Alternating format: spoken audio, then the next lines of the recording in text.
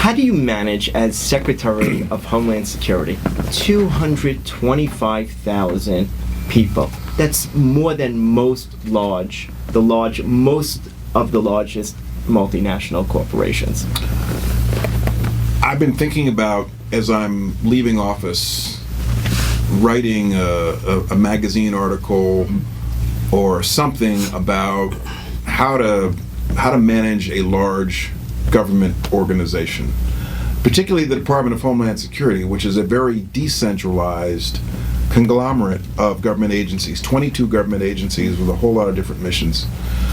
I would say, number one, a strong, effective chief of staff and component leaders. You lead best through good subordinate leaders that you hire and put in place, and I'm pleased. When I came into office in December 2013, we had a large number of senior level vacancies and a lot of actings in those roles. We have filled all the vacancies.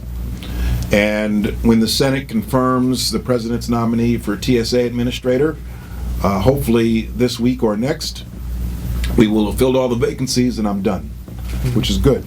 I was actually done before, but I had to fill 2 new ones to replace the people who left after I got there.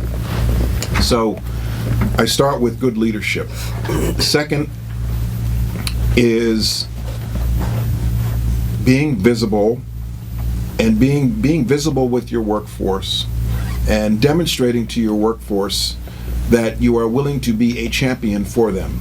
So in February, when we were having our budget fight, whether or not we were going to get a budget, I communicated regularly with our workforce, the entire 225,000 people, by email to say, here's what's happening, because the potential for a shutdown of my department affected them personally. A lot of them would have to be furloughed.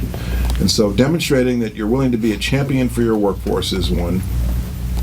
Part of my personal style is to be very hands-on on certain issues of real importance, where I would literally myself roll up my sleeves and become immersed in 4 or 5 issues at any one time.